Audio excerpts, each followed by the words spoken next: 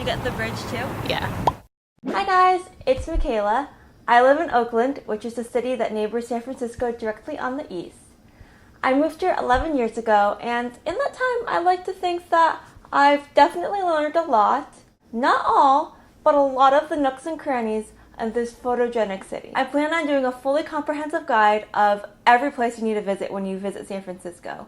But until then, I wanted to narrow it down to my top 10 spots to get that Instagram-worthy shot that will rival any Kodak moment.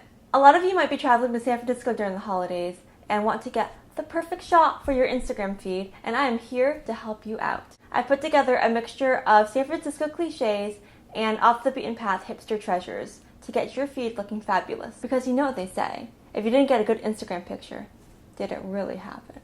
I've also given myself the limit of saying the word aesthetic no more than 2 times, so we'll see how that goes.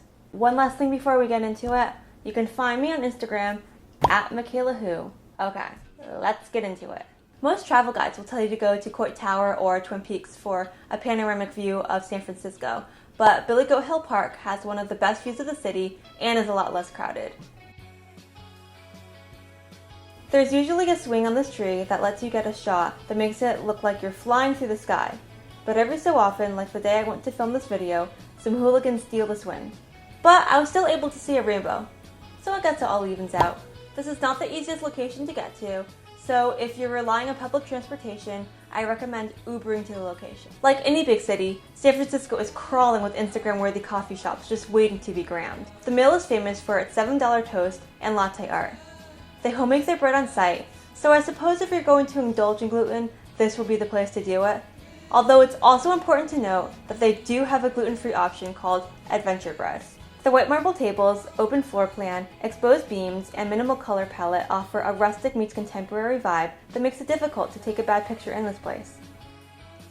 If at all possible, go to the Mill during the weekday, as it gets very crowded for weekend brunch. Conveniently located a few blocks down from the Mill are the Painted Ladies. If you've read anything about San Francisco, if you've seen Full House, or if you search the Instagram geotag San Francisco, chances are you've seen the Painted Ladies. The Painted Ladies are a row of Victorian homes across from Alamo Square Park and are one of the most commonly photographed spots of San Francisco. The neighborhood is filled with quintessential San Francisco Victorian-style architecture, so pretty much any street around here is Instagram-worthy. The Painted Ladies face west, so afternoon and early evening is the best time for lighting. The SF MoMA is located just south of downtown and has some of the most aesthetically pleasing architecture, sculptures, graphic design, photography, and other, you guessed it, modern art you can imagine.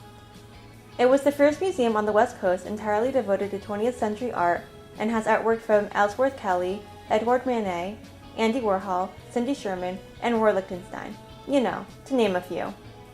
In addition to the massive collection of original artwork, which is really why you should be there, the 7th floor building has a 4,400 square foot living wall, tons of natural light, balconies and terraces galore, a sculptured garden, and views of downtown San Francisco. The sheer variety of Instagram pictures you can capture here are really endless. General Store is a lifestyle shop with locations in San Francisco and Los Angeles.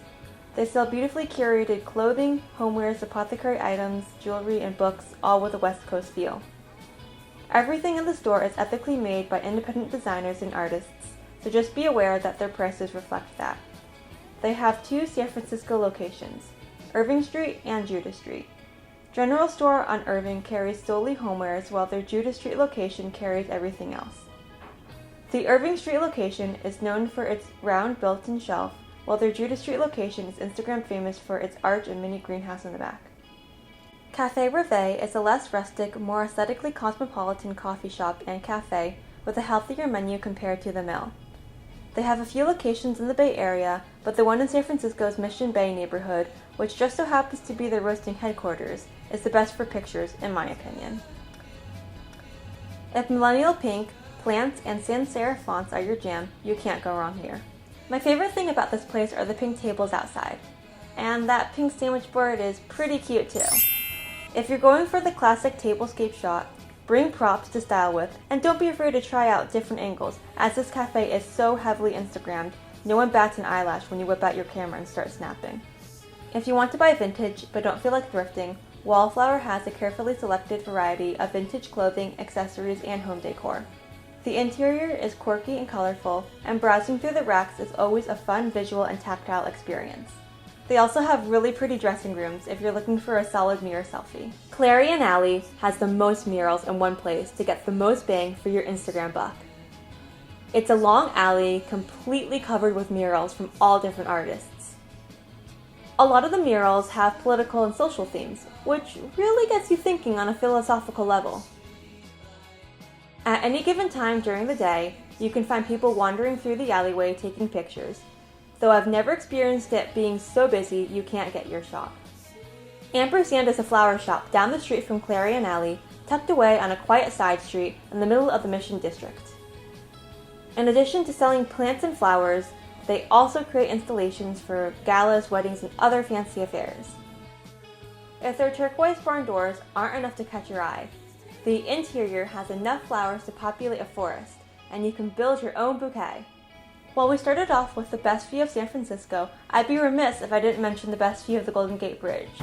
Although a cliche, you can't go to San Francisco and not see the Golden Gate Bridge. There are a few scenic lookouts scattered throughout the city, but if you want to get up close and personal, you have to go to Crissy Field. Crissy Field is a recreation center that's half park and half beach.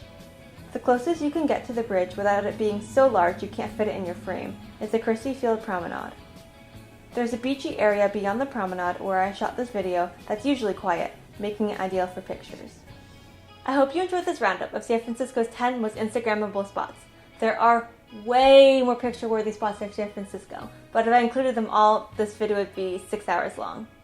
If you have any spots you think I should have included, comment them down below. I may know San Francisco well, but I'm sure there are tons of hidden gems I've yet to discover. Starting in January, I'll be posting weekly videos in fashion, health, wellness, and lifestyle genres every Wednesday at 5 p.m. Pacific. Consider this video a pilot episode that I just wanted to get out there for all you folks who might be traveling to San Francisco during the holidays. Thanks for watching! If you liked this video, be sure to give it a thumbs up, subscribe, and comment down below if you're going anywhere during this holiday season. Are you going to San Francisco and this guide helps you? Are you going somewhere fun and exotic? Or are you just having a nice cozy staycation at home like I am? Comment down below, I want to know. Keep it sweet, make your own salad, and I'll see you in January. Bye!